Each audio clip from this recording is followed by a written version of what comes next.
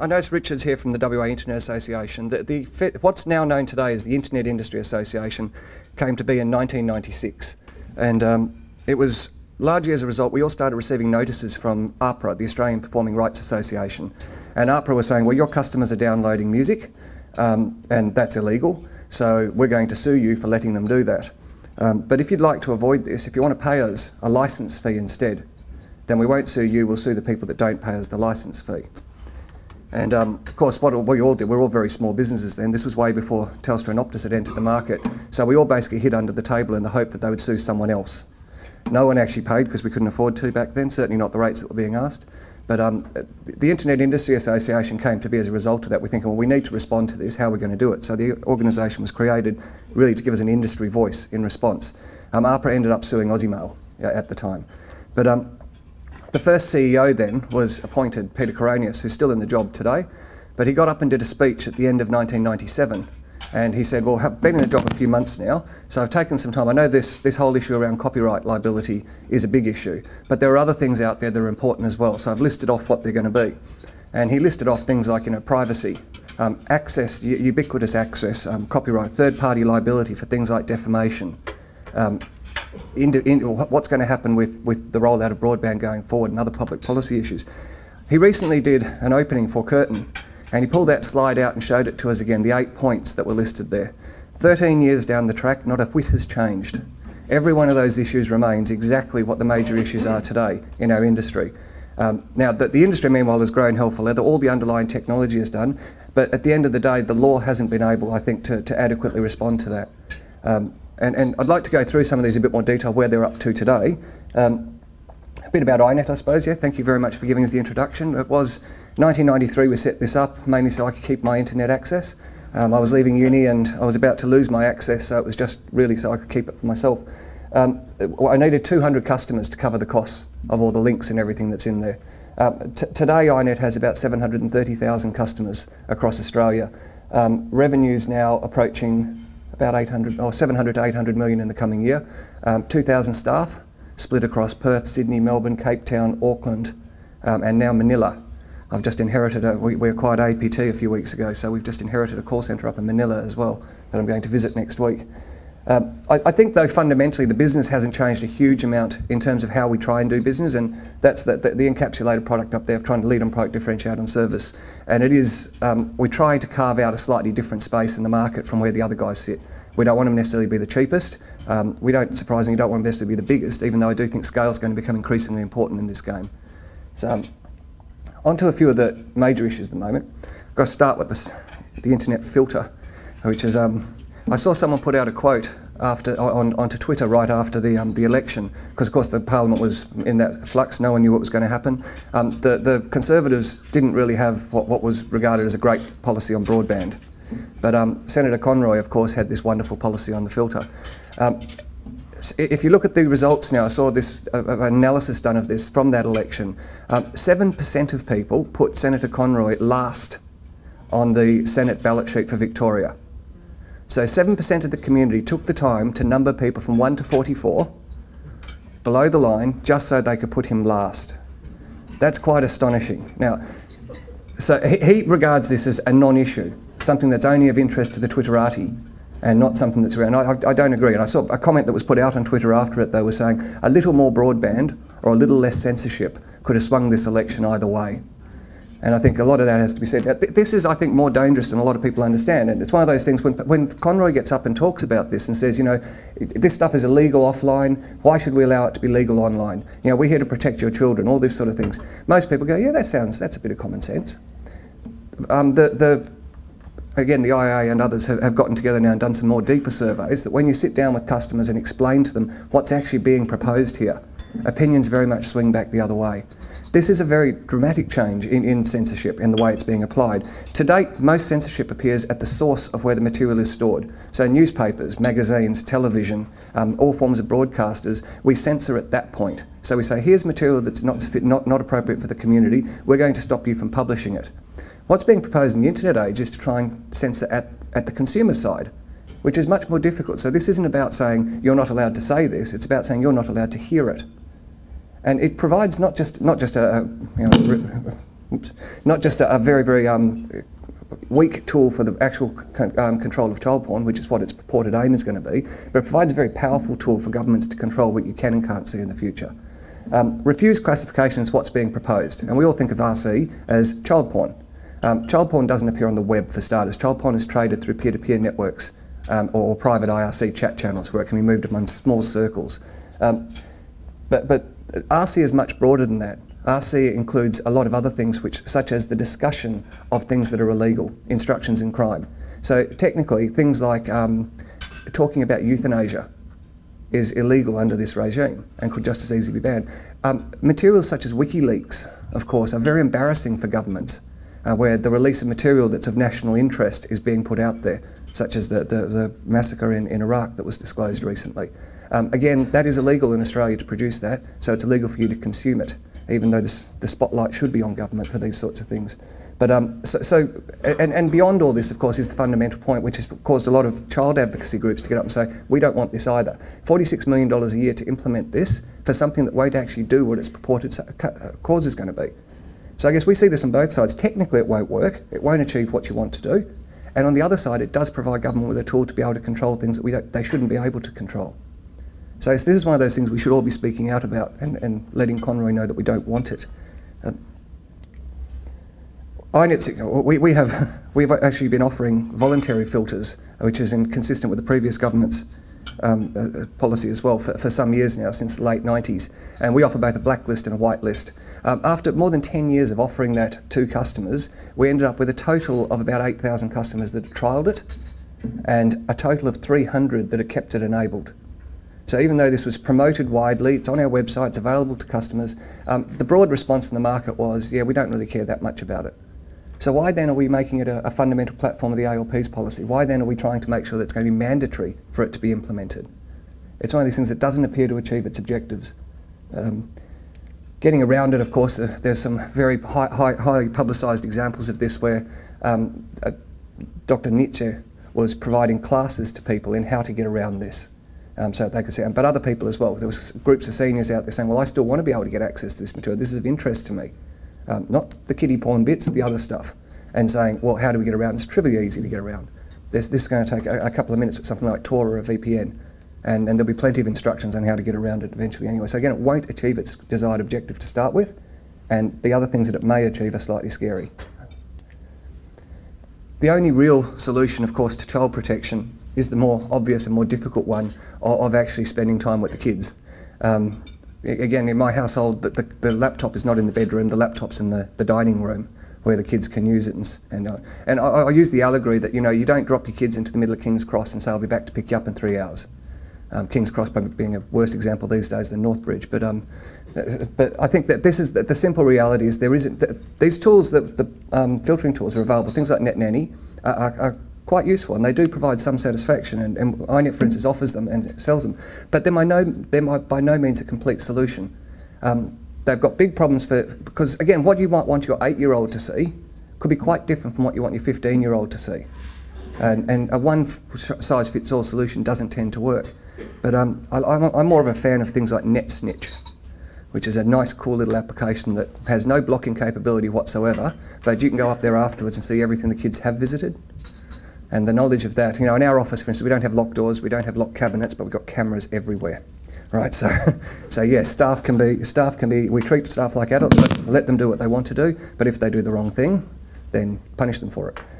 But in any case, monitoring is really the only effective solution, and spending time with the kids while they do it. The more general thing, I guess, falling on to things like privacy as well, is the other flip of the coin. I saw slightly amusing, but also quite incisive article on the weekend about a young girl, 14 or 15 years old, in the UK that had put out an invitation for a party to her 15 friends on Facebook. And the default on Facebook is to, there's a message in there saying, would you like this to be available to just your friends or to everyone? And the default, of course, is to everyone. So she got 21,000 RSVPs of people that were all going to come to her party on the weekend. She was silly enough to put her address and phone number into the invitation, because she thought this was only going to her friends. Some of the responses there, as you can imagine, were slightly disgusting. People saying, I can't wait for this gang rape, and all this sort of thing was being put in there. they're designed to offend. That's the purpose. These guys weren't actually going to make the trip 1,000 kilometres to attend this party, but they were designed to offend and to hurt. How do you deal with that? I mean, companies like Facebook, in my opinion, appear to be built around a disregard for privacy.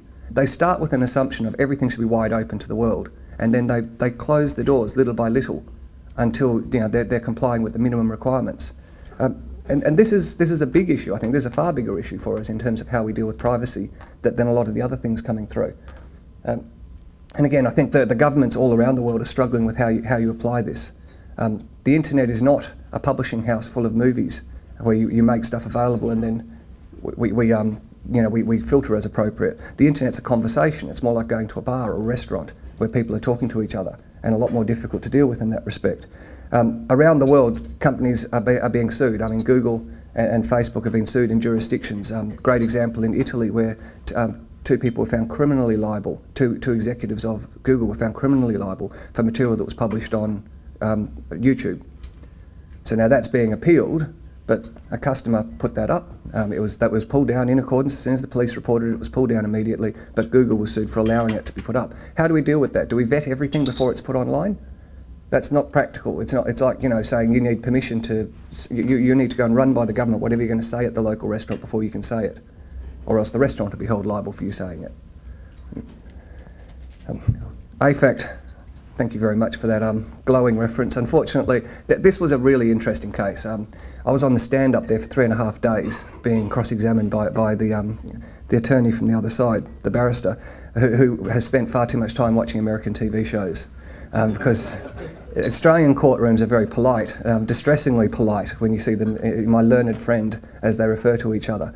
But this guy was a very angry man and bouncing back and forth on his toes as he asked his questions, and he hit me up one question 45 times in different ways. Another great example was when he asked me about BitTorrent. How long have you been using BitTorrent for, Mr. Malone? I've never used BitTorrent. And you expect us to believe this? You expect this court to believe that you, a pioneer of this industry, have never used BitTorrent? Yeah, I don't use BitTorrent. And no matter how we tried, I think he kept on playing, okay, number 20, okay, I admit it, I did, I was lying all those other times. It's almost something that every company CEO should have to do once in their career, because, or at least to see the inside of a courtroom. You can imagine when this hit us, we started getting, we've been getting notices from movie studios for close on, since the company started, from movie or music studios. So they become noise, they're treated like spam. There are thousands upon thousands of them coming in every day from rights holders all over the world. And we can't really do anything about them legally in this country. There's lots of good reasons which were upheld by the court and why we couldn't act on them. But when AFAC started sending the notices, it just looked like more noise. So we responded back to them at the time saying, what would you want us to do with this? Didn't get any engagement from them. 6 months later, they launched legal action. There was no point at which they said, unless you comply with the following actions by this date, we're going to commence litigation, which would have been much more successful for them if they had done that. But from my point, I'm sitting in my office on a phone conference, and two of my staff, one of them who's sitting over here, start walking past with armloads of lever arch folders. And Leroy taps on my door, and I'm like, no, go away, I'm on the phone. No idea what it was about, but the next call I got afterwards was actually from Telstra's senior counsel, saying, we'd like to, we've just seen the news, we'd like to have a chat to you about this, we'd like to see what we can do to help. Like, what? No idea what he's talking about. So you can imagine the way our organisation reacted to this. Immediately afterwards, dozens, hundreds, thousands of emails flying all across the organisation as we all discussed, what do we do now, what's this all about, how are we going to handle this? And of course, every one of those emails subject to discovery, which it was later on. So again, we were very naive in our response. But end of the day, it was a great adventure, but we prevailed at the end of it in the federal court in February this year. That was then subsequently appealed to the full bench. It's presently before, all the arguments have been through. On an appeal, you can't introduce any new evidence, there can't be any new witnesses, there can't really be any new arguments unless they were initially argued. So it was a very short case, 4 days for the presentation of the appeal. We won't know the result though for some time. We're thinking probably Christmas. We might know what the next round is. I've got to say, surprisingly, I'm not as confident on this round as I was on the first round. It's one of these cases where it seems to me that a lot of the questions from the bench during the trial were around of Emmett asked several times, why are we here? What's this all about? This isn't going to solve anything. Regardless of who wins on this one, you don't solve the underlying problem, do you? And this implication of, well, iiNet got off on a technicality here. But all we're going to do is give you guys a roadmap to just go back to the beginning and sue them again. So both parties then, of course, regardless of who wins or loses, could appeal to the High Court. It is a very interesting case. From our point of view, it's an affront. It's so obvious. Why, you know, we're a telco, and going back to most telcos, and certainly anyone that's been in this space for a while, has a deep culture of privacy built through the organisation, which is far more useful to you, having that culture, than any laws or rules or policies that get brought in. But it's just, no one would ever dream of going and looking at a customer's email. Firstly, it's illegal and will get you locked up. But secondly, the guy next to you would probably be the one who dobs you in. It's just considered antithetical. You just don't do it, no matter what. So similarly, we don't look at what you're doing online. We don't look at what websites you're visiting. It's not legal for us to do so, and despite what you may think, it's not that interesting for us to look at on a large scale. So it's just, so from our point of view, having AFAC come across and say, your customers are doing the wrong thing, you need to step in and stop them, it is, from our point of view, both illegal, impractical, but also just utterly against the culture of the industry. So from their point of view, you can understand that they see their material being stolen and they want it stopped, and they don't know how to stop it properly. So they're saying, well, you guys take responsibility for it. And it's been, you know, the university cases, the often cited one, Morehouse, where Morehouse was held liable. The judge in this case, it was a student walked into the university, photocopied an entire book, took it off the shelf next to the photocopier, photocopied the book, and then they sued the university, I think it was University of New South Wales, for breach of copyright, successfully.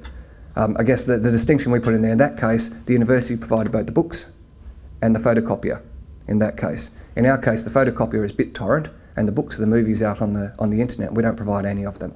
So we provide the electricity to the photocopiers. And again, happily, the judge thought that was correct. I hope the appeals court sees the same thing. But either way, I think we're off to the High Court next. A more general, I suppose, policy framework coming out at the moment is around how do we deal with these sorts of things? What would be the right solution? This is one thing I've been asking, you know, on the online forums, everyone's, of course, very much an iiNet fan in this case. But what would be the right format for this to happen? Do we sit back and just say, you know, it is the end of copyright, it's done. Sharing is something that should be encouraged because sharing is the basis on which society is built. And Richard Stallman was very much putting this point at some conferences this week, saying you just can't stop it. And there's a lot of interesting evidence around now, for instance, in the music industry, that people that participate in P2P networks have a much higher spend on music than people that don't. So sharing music with other people, like, you know, when I was a kid, we used to put them on tapes. We'd tape them off the radio and share them around that way. Being an enthusiast for music makes you more likely to spend money. So that's one argument. Now, the law doesn't support that argument, of course. So if you say now, though, how should it be done? I still remain of the view it shouldn't be done on the basis of a third party collecting evidence, sending it to the ISP, both commercial bodies, who then proceed to punish the customer. Somewhere in that chain, there needs to be someone that's not a commercial entity. So that could be ACMA, it could be the courts, it should be the courts. But there has to be a judicial body or perhaps an executive body that examines these things and just says, okay, we're going to look at this now and we're going to apply what we regard as appropriate and proportional punishment. We don't believe that at any point a proportional punishment is a disconnection of your internet. That has no place under the law. It's not listed as an appropriate penalty for any breach of civil legislation. It's only happened twice in Australia. Our friend David Hicks in Adelaide, when he returned, was banned from accessing the internet as one of his conditions of release. But also a guy called Steve Stevens, who's known to some of us in the industry, who was committed a number of computer crimes. And when he was released on parole, he was also banned from accessing the internet for the period of his parole. Those to me seem like, okay, I kind of get why that would be appropriate. But for a household where your child does the wrong thing and downloads something inappropriate and your internet gets cut off, so your teenage son or daughter now can't access materials from schools, you can't access your workplace, you can't access government information that's made available. In the French case, the appropriate law that was, the relevant law that was tried to be passed across there was subsequently overturned because they said access to information, specifically to government information, was a right built into the Constitution. So cutting people's internet access off was taking away a fundamental constitutional right. Now, we don't have any equivalent right in Australia, but I think the same policy agrees. The end result of this should not be disconnection of the internet, it should be perhaps fines or some other form of other punishment if it's appropriate. The rest of this is all about the NBN, which of course is endlessly interesting because we know nothing useful about it whatsoever. So therefore you can speculate endlessly about what it might look like. But it's worthwhile going back. Paul Fletcher, now an MP for the Coalition, wrote a very interesting book a few years ago called Wide Brown Land. And it's worth picking up. It's like reading Titanic, or watching the movie. You know how it's going to end. You know the boat's going to end sink at the end of the movie. Yet it's still intriguing and nail-biting, and you're sitting on the edge. You say, "Will he get away? Maybe the boat won't sink this time." There's Wide Brown Land. I found a little bit like that because we lived through all this. We knew it was going to happen, and yet the drama behind it and the way the politicians and commercial bodies interact on this is really amazing. And it's Telstra's battle for broadband is what the subtitle of the book is. But coming to the 2007 election, this is the first election where any major party took a broadband policy or an internet policy in as a fundamental platform for election. And this, in the Rudd government, they brought in this NBN, saying this is now going to be something that we're going to roll out. This wasn't really about internet access. This wasn't even really about broadband. This was really a branding position for the Rudd government. They wanted to say, well, the old government, the Howard government, is backwards-looking, conservative. We're forward-looking, visionary. We're going to build this country out now. We're going to use the wealth of this mining boom to reinvest in this country and take it to the next level. So we're going to do things like expanding the schools. We're going to put laptops for every children, and we're going to build broadband for everyone in this country. So the amount of work that went into that $4.7 billion that was promised, a suspiciously similar figure these days, 2.5 years down the track to the Coalition's investment, was to build a fibre to the node network to 80% of the population. Now this was vociferously opposed by most of the industry on all sides, Telstra as well as all the major challengers, ourselves and Optus included. Technology-wise, it's not a good solution. It's the solution that's being rolled out in New Zealand, by the way, but that's a secondary thing. From a legal point of view, it had lots of difficult obstacles. You were going to have to take away half of Telstra's copper and not compensate them for it somehow, and then create a cost for access to the balancing half from the rim out to your house. So in the end, the government proceeded with this, put out a tender.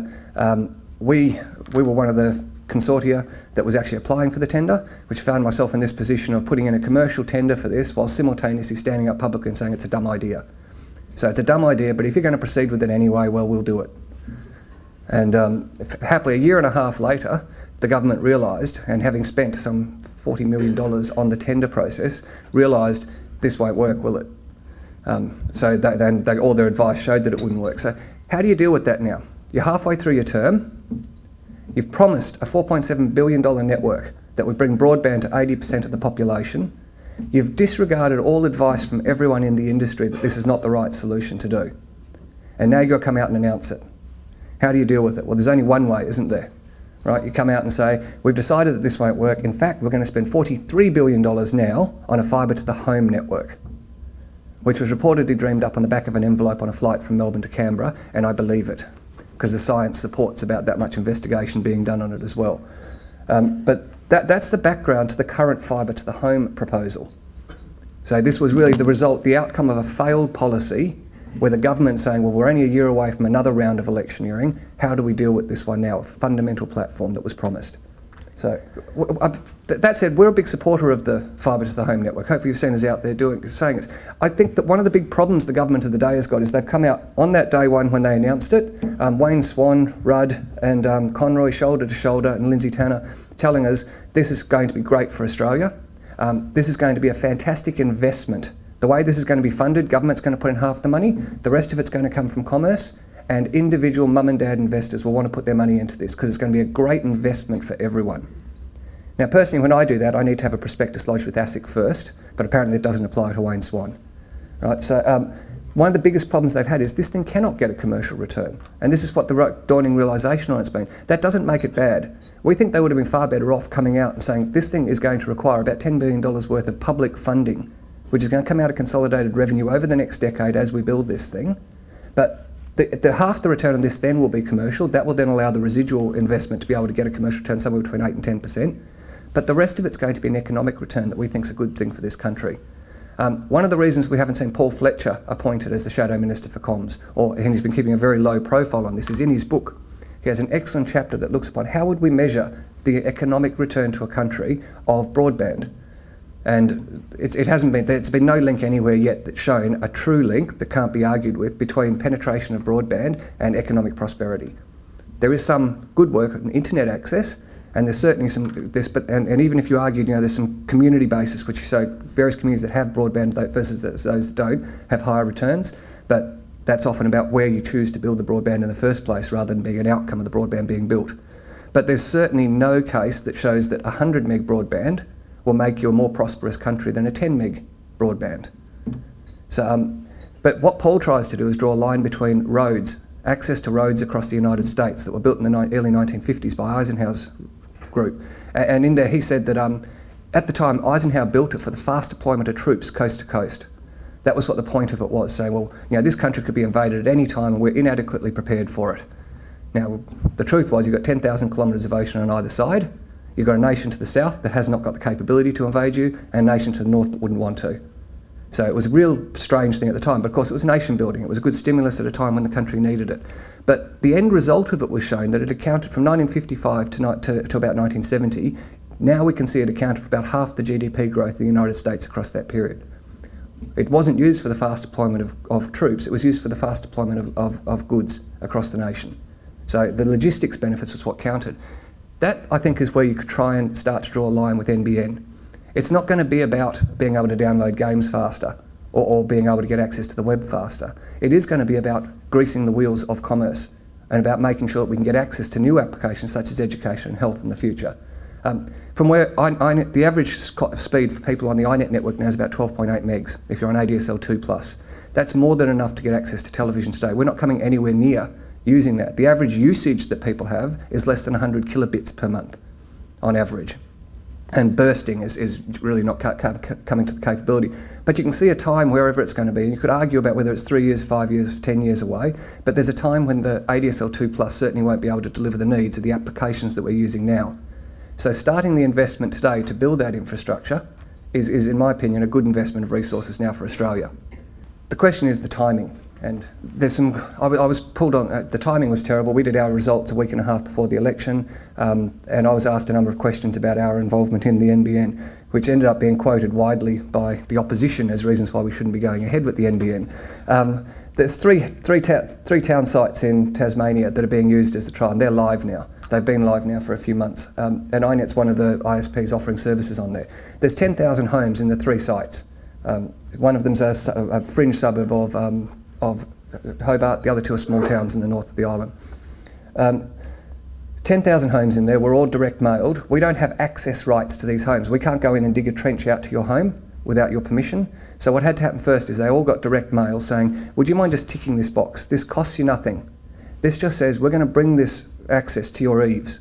And if you ever want to get access to the NBN in the future, then you'll be able to turn it on. So there's no obligation here. This will cost you nothing. This is just saying one day we might want you to do it. There was calls from the Premier, multiple rounds of DM. It was on television. The local commerce group saying, please sign this. This is a good thing. Less than a third of people in those 3 sound sites returned the post from that. So about 3,000 homes said, yeah, okay, make me enabled. 3 months down the track, of those 3,000 now, 3 months down the track after this being launched, 80 customers had signed up in total for paying services on the NBN. So this was some of the numbers that the government wasn't that keen on showing. But I think this again comes down to when we look at some of the ways to punch holes in the NBN and some of the concerns about it, is the implementation study, the KPMG McKinsey implementation study showed if you want to achieve all the objectives the government has set, starting with 100 meg broadband and fibre to 90% of the community and downward pressure on pricing, on retail pricing, 2 of the most courageous assumptions you need to make is that you'll have 70% take-up within 12 months and 90% take-up within 3 years. As the Tasmanian experience shows, that could be wrong. Now, this is not because KPMG and McKinsey are stupid. They're not. They're very, very smart people there. They were said, given these sets of assumptions, what would need to happen? And they said, well, if you want to achieve that, this is what would have to occur. We now leave the implementation of that as an exercise for the reader. And that's one of the... But we're in there now. It's been a good experience for the customers that are in there, but I think it's always going to be a slow take-up. I often use my mum test. My mum's sitting over here now. She's getting 16 megs broadband on ADSL 2+ to her home. If the government comes, and for about $50 a month from iiNet, but if government comes and knocks on her door and says, the NBN's here now, do you want to move across? What will it take for her to say, yes, okay, I'll do it? Now, if it's $70 a month, there's no point in moving whatsoever. If it's 50, you think, oh no, look, it's working as it is. If it's 40, will she move? What will take for her to move? It's working now. I have 50,000 customers today on dial-up. 10 years after iiNet started offering broadband, I've still got 50,000 customers that say dial-up is good enough for what I want. So, going back to what we were saying before, the way this is not going to achieve 70% in year one. It's going to be a long, slow take-up. It's going to get to a tipping point of minimum penetration in the sector where it'll explode. You'll get to very high penetration, and then you'll have a long, slow run until you get to full penetration, which could be over a 10, 15-year period. That's the reality of all technology take-up. It's just the size of the curve that differs. But 70% in year one, that's only going to happen at my house. But, yeah. Getting back to I think Australia, one of the things we've tried to push in this one is I think Australia does have an opportunity, if the NBN goes ahead, to try and say, well, what are the applications that are going to be developed for this? We're often compared to, and certainly it's the Coalition's best interest to compare us to other Western countries, but government subsidies of broadband is common in a lot of Asian countries, Japan and South Korea being the two most cited. South Korea used basically a fibre to the home, fibre to the node combination. They spent $23 billion over a 5-year period to get high-speed broadband to about 90% of homes in South Korea. Of course, you've got 30 million people in a space 1/3 the size of Victoria, so the logistics were a little bit different. But the primary use of broadband in South Korea is online gaming. I'm not talking about gambling, I'm talking about shoot-'em-ups. So obviously the P2P, but P2P tends to be very localised in South Korea because it's the language issues, but gaming has become the #1 use of the net. Now I think Australia has an opportunity here to say, well, what are the other uses? What are the things that we can make it do? And we have led the world in things like distance education. Our own local, Deakin was doing this 25, 30 years ago, but our own universities here have been doing really good stuff with remote education, but also with health. It was interesting in the official launch of the NBN in the week before the election. We had our booth set up down there with fast broadband and all sorts of different things in there, and there was exactly nobody standing near our booth. But over in the corner they had a class of chirpy young girls and boys in their school uniforms being broadcast from a classroom nearby at one of the local Catholic schools. And next to it they had a hospital where, they had a lady at home connecting herself to remote monitoring equipment and being able to show what her blood pressure was and her heart rate was remotely. And you can imagine all the reporters were there, everyone was there. So those are the exciting applications. We don't even know what they will be, but we have shown, time after time that when you make the stuff available, applications follow. Unfortunately, the money follows after the applications. What we've ended up with, of course, now is everyone knows now, the two independents came out in favour of the government. NBN was a key part of their decision. I nearly fell asleep during Oakeshot's speech, but if you go back and have a listen to Windsor's, he's got a great quote that comes out of that saying, do it once, do it right, do it with fibre. We do support that. I mean, going out now, a lot of the other solutions on the coalition side, I make more money under the implementation of the coalition policy. iiNet makes more money from an Abbott government than it does from a Gillard government. But it doesn't solve the underlying problems for the industry. It doesn't there's structural issues that have been around for 15 years now that we need to get a solution to. It also doesn't give us a pathway to the next 10 years. It still leaves that problem of what happens in 2, 3, 4 years as we're starting to hit the limits of what copper can deliver. What's the next step? The NBN is going to be an expensive move for telcos, and we're going to see margin compression across that period, and we're going to see a lot of scrambling, as happened with the move from dial-up to broadband. We describe this as every customer in the market was thrown up into the air, and we all ran around with buckets trying to catch them. Now, Telstra during that move, by the way, Telstra entered the market very late. They entered 1998. So they only had 22% market share by 2002 when we got effective saturation in internet access. But in the broadband war, they went to nearly 50%. So I think we're about to see the same thing in a move to NBN, which is why you've seen iiNet out there now really trying to establish ourselves with brand, scale, trying to get content applications and so on there. And we've got a rapidly consolidating sector. We've gone from 1,100 ISPs in 2000 to 450 by 2008 to 200 today. So the industry is rapidly consolidating. And I was quoted recently, I think now there's only 4.5 valid players out there in the sector today. And we're seeing Telstra, Optus, TPG ourselves, and Internode that I have to keep a close eye on because they're far too good at what they do. But a lot of the others now, I just see they're either not growing or they're in decline, and they're likely to be soaked up by the consolidation that's occurring. But this is a very fragile arrangement. I think we all know that. But the independents, one of the things they've asked for is an outside-in rollout. So in other words, we start in the regions, the have-nots, and then we roll inwards to the cities that have already got ADSL 2+. So that's the state of play at the moment. But a couple of things we don't know. What we do know, of course, 100 meg access to 93% of the 90% of the population. It's going to be the balance is going to be delivered over either wireless broadband or satellite technologies. We now know it's going to be GPONs. We've got infrastructure on how it'll be delivered over a multi-ISP, multi-RSP, what they're calling retail service providers, to each home. About 70 to 80% of it's going to be strung on poles, and the balance is going to be sunk where it needs to be. So for the South Perths that have invested in sinking their electricity underground, it'll go through the ducts that are already in existence. That's quite expensive. Where there's power poles existing, NBN's going to string over the power poles. So in the 3 sites they've lit up, it's all over. It's fibre to the eaves rather than coming in through a pit. There are 3 things we don't know that are slightly important. We don't know what the price is going to be, what the wholesale cost is going to be. We don't know what the rollout timetable is going to be. And we don't know what the transition arrangements are. Now, anyone that wants to try and do a financial model for my business, for Telstra or anyone else, can tell you we know absolutely nothing whatsoever that's of any use to see how the industry is going to look in 5 years. Looking at each of those, the cost we're paying in Tasmania was revealed. I'm not allowed to reveal it because it's confidential, but the Senate hearings, they asked Mike Quigley, the CEO of NBN, what price are the ISPs paying? And his response, nothing. The ISPs are getting access to the NBN in Tasmania for free. Why? Because they didn't want to send any pricing signals back to the mainland. If they set the price at $50 for wholesale access, everyone would have said, right, so prices are going to go up for all of Australia in this world. If they set the price at $12 for wholesale access, and everyone said, see, this thing can't possibly be commercially viable. So the only number they could come up with was 0, because at that point they call it a trial and there's no commercial. But the flip side of it is we don't know what's going to happen to your price for broadband. We don't know what's going to happen to our costs and how we're going to be able to manage them.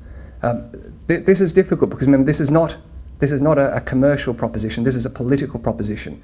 If they roll out a network that increases the cost of internet access $30 a month for you, you're probably not going to vote them in next time. Especially when one of the things in the Telstra NBN deal, one of the proposals in there is that Telstra will switch off the copper. So this isn't going to be a case of where you can choose between ADSL 2+ and my mum can stay on her 16 megs for time immemorial. You will be forced to move off it onto the NBN because the copper's going to be decommissioned. So, okay, if they can't increase the prices to recover that $43 billion, then that, by implication, means you can't get a commercial return on the investment itself, both of which are not good thoughts. But the transition arrangements are one of the most amazing. Well, the rollout timetable is important. I'm not on iiNet's network. I'm on Telstra Wholesale's network. I live in Burswood and I'm on a RIM.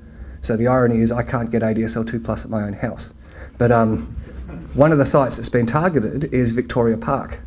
And that's my exchange. So I hope whatever happens politically, they get through Victoria Park first, so I can get fast internet access. But we don't know when the rest of the network's going to be decommissioned or when that's going to happen.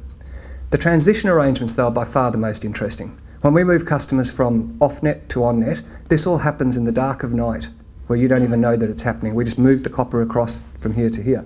The arrangement with Telstra sounds great. You know, when NBN rolls into town, you'll get some notification about it, and some months or years afterwards, copper will be switched off. So, you know, some man's going to come through and just presumably move you across from NBN to the... But of course, this is a completely different technology. This is moving from copper to glass on the last mile. So it means potentially rewiring inside your house. But certainly it means a change of equipment at both ends. Logistically, how do you do this? When, you know, NBN rolls down a street in say, Nedlands, half the houses down there have got walls out the front. What is the government going to do? They're going to mandate that under legislation you must be home to let the man in when he arrives to dig a trench to your house? How do they achieve this? How do they get 100% of the houses in there to even connect? Over what period? So some of this stuff, there are no answers to it yet, and some of it beggars belief in terms of how you'll actually achieve it, but it's certainly not trivial to be able to do. You know, I'll finish on that. So I know I've got getting the wind up here. So.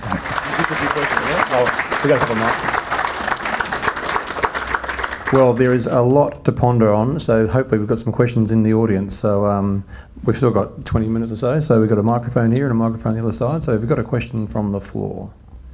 Michael, I think I recall you making a statement a couple of years or more ago, perhaps around the 2007 election, that the statistics that were published about the speed of internet access in Australia were completely wrong, and you were saying they were actually in fact higher than what the politicians were talking about. What so I believe you. What is the real comparison between our internet experience in Australia, let's assume we're on ADSL 2+, and world's best practice?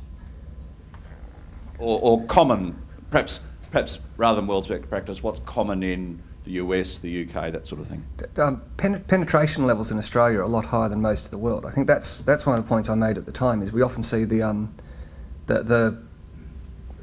was some stats coming out from one of the world bodies. It'll come to me anyway, but it ranked Australia, and it was often used as one of the political debating tools. When you actually cut into those numbers, of course, it showed that Australia was ahead of the United States and one step behind Japan. We were often being told that we're 16th in the world on these stats. When if you actually looked at it, we were 3rd in the world for countries with a population of more than 4 million. And all the ones that were out there tend to be very small nations that were easy to wire up and had higher penetration. I mean, if you look at places like Ireland or Spain or even France, actual number of households connected to the internet are below 70%, whereas Australia has about 83–85% today of people who've got access to the internet from home. Of course, mobiles have changed that a lot in the last few years. You look at our staff in South Africa now, none of them have got access to the internet at home. Very rare for there to be a copper line at home. But every one of them has a mobile in their pocket and is accessing the internet continuously. But in terms of the experience, I guess ADSL 2+ is still the common technology for most places in the world. The most commonly cited ones, Japan, South Korea, are unusual, but have had a lot of government investment. But even if you look at those nations, only about 10% of households in Japan have got access to fibre to the home. It's common in very high density, high areas like, say, the centre of Tokyo. Very uncommon into regions outside of that. ADSL 2+ is still the common form of delivery. In terms of new ports being delivered, though, it's VDSL now, VDSL 2, so speeds of up to 100 megs. Again, I come back to the point, though, about applications. So in terms of what's your experience like, not decidedly different from that in other places in the world. Our mobile network is far better quality, for instance, than that of the US. And that's one area where I think Telstra's actually done an incredible job when you look at what they've done with the next-gen network. I guess the applications is interesting because if you look at IPTV, so we're trying to deliver now, of the total number of IPTV users in the world, about half of them are in France. So it's not in Tokyo, not in South Korea, not in Singapore, it's in France. And one of the reasons for that is a drive from the market. The three major ISPs across there, Noof, Free and FT, have driven really hard with a bundle, €29.95 per month, so called $50 Aussie, and rapidly changing, but about $50 Aussie today. It gets you unlimited ADSL 2+, telephony and television delivered over it. SBC in the US has done much the same thing. The take-up of that's been phenomenal, but what it's doing today now is as customers want to get access to additional channels and be able to get multiple devices in the home, that's providing a commercial basis for the rollout of fibre. So again, you're seeing the situation there where the existing technology is exploited to its maximum benefit, and then applications drive the commercial investment to take it to the next level. So I guess I'd say today your experience is not as bad as people would have you believe. It's certainly a lot better than many other nations. Wind the clock forward a few years though, as other applications become available, as things like IP start to become available, we could find ourselves lagging then. And both parties do agree on that. Now's the time for more investment, particularly into areas that don't have access, so regional Australia and black spots.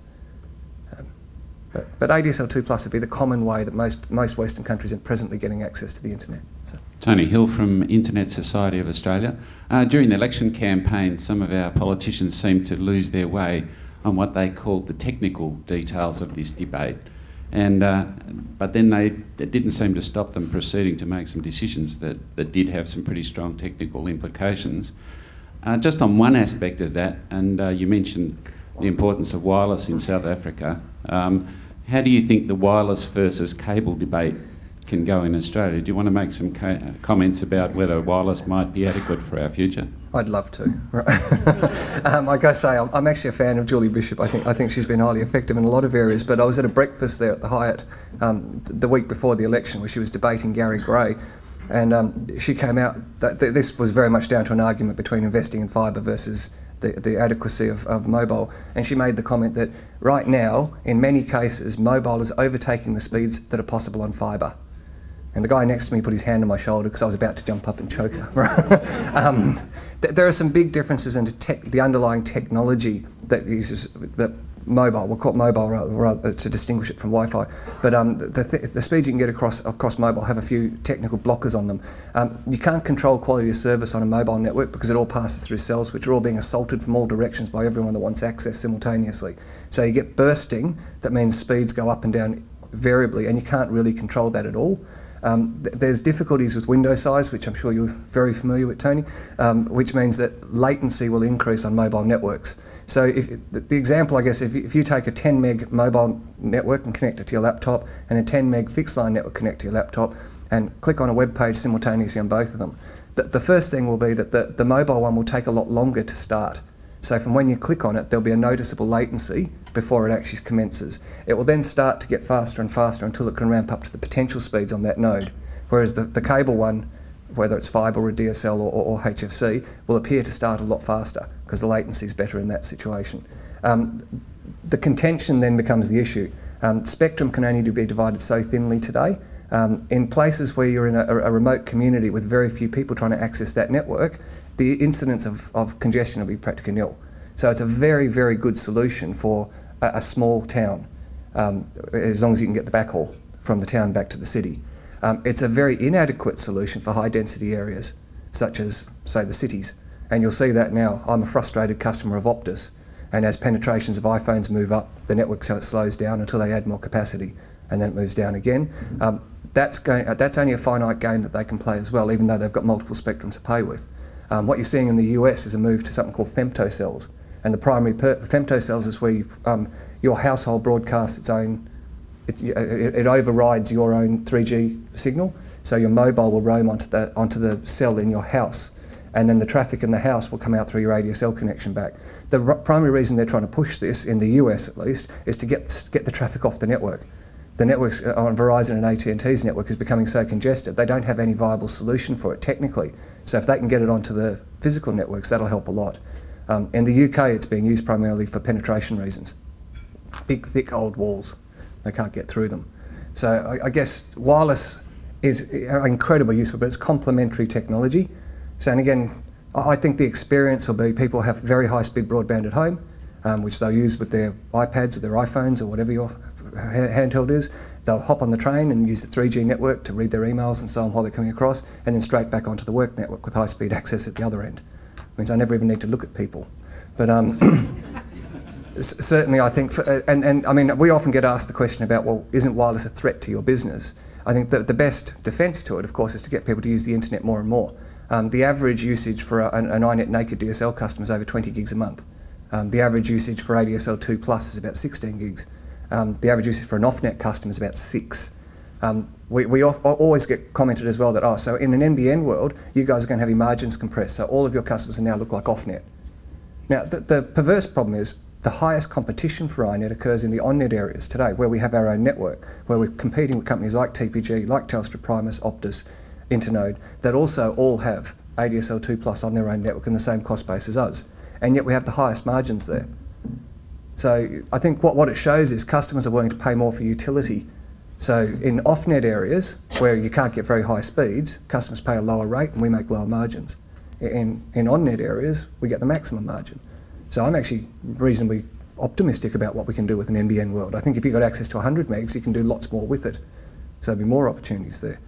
And as with mobile network, coming back to the backhaul question anyway, even if you said wireless mobile is the way to go, you've somehow got to get all this stuff home. It doesn't magically fly back from the cells, although you can service them with microwave. But for the most part, fibre is a better solution there to get from the cells back to the city as well. My question arises out of the opposition's contention that the NBN is not a commercial proposition and won't make a profit. If we look at the road outside this building, the owner of that road doesn't make a cent profit.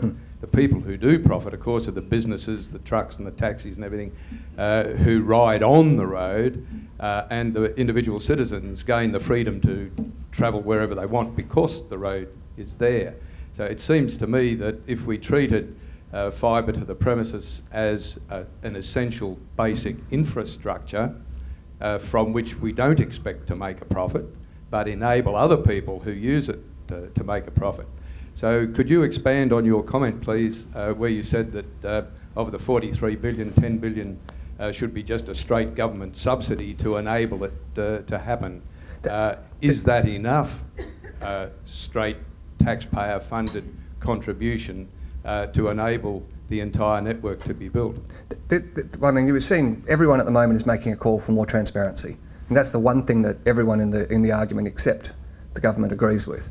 We all want to know the number, because you can sit down with a spreadsheet and do this very quickly. Even if you make some heroic assumptions about take up and say 30% in year 1, 50% in year 2, 70% in year 3, and then flattening out from there on in, to get an 8 to 10% return on your investment in capital, you can't achieve it with a $43 billion cost. Now we're assuming half of it's leveraged, half of it's provided by equity.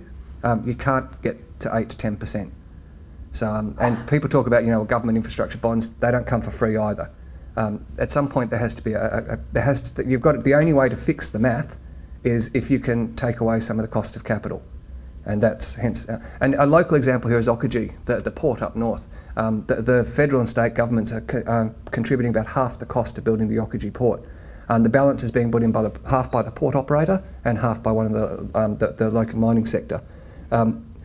The conditions for the government, of course, is this has to be an open port, regulated by government policy, so everyone can use the port, and it's therefore going to get economic benefit to the region, to Geraldton and so on. That, for me, is a good example, and this is a very normal thing for governments to do. They subsidise projects all over the place in exactly this way because we need them for that area. They're going to provide economic benefit, and that benefit might be in employment. It might be in increased access, as you're saying. So I guess, this is where we come back. On our numbers, which I think are still fairly aggressive, you'd need to contribute about $10 billion to the cost of capital directly as a subsidy, not with an expectation of getting a real return on it, to make all the numbers add up. Our assertion would be, say that. If the government had said that from day one, said that's what we think should be done, coming into this election, they would have had a Hearts and Minds campaign rather than a financial one. So they would have been saying, this is a good thing for the country, it's a good thing for your kids, for your grandkids, for the education sector, for the health sector. It's going to deal with all the unreliability that's inherent in using a copper network, trying to convince a copper network to act like high-speed broadband. That would have been a much better argument. As it stands now, of course, they're being pushed back on their economic credentials. And everyone's sort of saying, well, you guys can't add up. And they're right, by the way, because the numbers don't add up no matter how you cut it. So this is the one thing everyone's saying is, let's just open the numbers up, let's have closer scrutiny on them, and then we can argue from a case where the supporters will be able to say, well, here's how you will get a return. And there's lots of good arguments there, but doubt flourishes in the darkness, doesn't it? So, I guess from all this high-speed internet's all good and well, but for as long as we have bandwidth caps, I think it very much stifles innovation. You look at the US particularly, they're doing a lot of, I guess, high bandwidth applications. Do you think that when we bring in... Such as? Do you want to expand on what those high-speed applications are? Netflix, for example, the streaming of movies. I know you guys have things like Fetch TV, Yep. but I think you're in a beneficial position where you can provide it without impacting bandwidth caps. Which is exactly the same as Netflix, but yep, we'll come back. Correct, but Netflix isn't an ISP. Netflix is an independent organisation. If NBN comes in, do you think we'll be in a position where the bandwidth caps would be shredded? Because I guess from my perspective, it's all good and well passing medical information across the internet, but I wouldn't want to worry that I'm going to hit a bandwidth cap and then be limited to 64K. Firstly, I reject basically every fact you tried to insert in there. We can argue about opinions, we shouldn't be arguing about facts. Let's throw some facts in there. The NBN only deals with the last mile. It doesn't deal with interstate access, it doesn't deal with international access. There's a few realities about living in Australia. We have 20 million people living in a country the size of continental USA. We're 10,000 kilometres of treacherous ocean from here to where the bandwidth starts. Compare that with, say, going from London to the US, which is about 5,000 kilometres, mostly hugging the coastline across the way, and there's 500 million people at either end of the cable to defray the costs across. The simple reality is getting bandwidth from North America to Australia is expensive. We have to pay for that. NBN will exacerbate that, not make it better. Today you can just say, well, someone's got an average of, say, 6 megabits into their house. The maximum cost of that person can expose me to is, say, $600 a month. I'm willing to play the averages on that. If everybody has access to 100 megs or 1,000 megs coming into their house, who's going to go unlimited in that? Because then the potential for them to absolutely, kill us is quite high, because we still have to pay for that international access. So I guess I don't see the NBN as solving it. I see the NBN as making it worse. That said, the caps have been going up so much. I mean, our whole industry is, if any unregulated network, there's a nice rule that shows this, any unregulated network, the top 3% of users will use 50% of the bandwidth. That's been the case for whether you're talking about Ethernet networks and LANs, or whether you're talking about international networks for time immemorial. So our industry is based around finding those 3% of customers and convincing them to go somewhere else. That's what we try and do in all cases. So caps are designed to achieve that. Say, okay, well, for most customers now, iiNet's now offering a terabyte, 1,000 gigs a month. Our mainstream product, 200 gigs a month at $49.95. The median usage on that is just over 6 gigs. So customers are paying $50 for something they're using 3% of today. The game is always to say, well, make sure the caps are so high that the mainstream user isn't going to have to think about them. In things like medical, and movies and so on, movies are going to be the main driver of the NBN, video in one way or the other. You know, I'm not just talking about entertainment, but things like medical imaging and so on as well. So, but the nice thing about that is it's locally cacheable. So these are things where when we deliver movies to you using our IPTV solution, it comes from the CBD to your house, and it's all over our own controlled fibre, which is dark and has no incremental cost for us. So that stuff will start to move more and more into the free zone. So and that's the way I'd expect things to go with hospitals as well. ABC is in our free zone. So you start to turn around and just say, okay, well, you need to get access to medical imagery from your local hospital. Competition will end up with that stuff being made free to you because there's no real cost to us of doing it. But somehow we've got to stop you from downloading everything from Sweden. That does cost us money. So. Peter Farr from Peter Farr Consultants. Michael, we're doing state telecommunications needs analysis at the moment for the Department of Commerce, as you may know. And one of the issues we're looking at is the question of backhaul from, so for an ISP's point of view, in this particular case, iiNet, what is the situation outside of metropolitan Perth in terms of backhaul, and will the next-gen cable that's going in at the moment between Perth and Geraldton make any difference to iiNet? Huge difference. iiNet has 2,500 households just on the Geraldton exchange that we can't service at the moment because there's no access. We've had a long-running access dispute. Long-haul fibre has been declared by the ACCC since 2003. We lodged a dispute on that 4 years ago now that still hasn't even been heard. Where we've seen, and the examples we're using are in regional Victoria, where we see towns that are otherwise identical. So they have roughly the same population, roughly the same distance from Victoria. Where there is competitive fibre in a town versus where there is not, there's a 10-fold difference in cost. So Telstra responds to competition. When competition rolls into town, they decrease the cost a lot. Somewhere like Geraldton, we would love to get out there. 2,500 households. An exchange in the metropolitan area becomes viable for me to put equipment into with 170 customers. So 2,500 would be excellent. We could deliver that in day one. The problem is we can't get from Geraldton back to Perth. So that's the access. So that for us would be a big difference. I think it's great for WA. I mean, we didn't even talk about things like the SKA, but and I don't know how much of a political consideration it was, but you know, being able to have very high capacity from Geraldton back is a big plus for us, I think, with the square kilometre array as well. But the reality is I think commerce competition will eventually solve the southwest problem.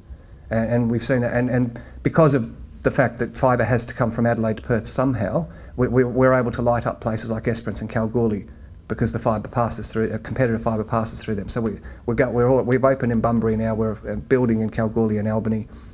We've been down to Peel in conjunction with Amcom, so we'll be going into Mandurah as well shortly. So I think if you give a reasonable time frame over the next 2-3 years, you'll find that all the towns in the southwest will gradually get lit up.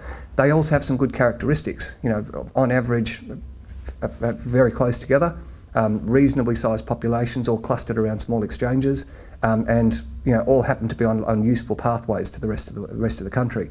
The problem from Yanchep around to say Cairns is slightly different. There's only one cable that goes through that entire path, and it's Telstra's.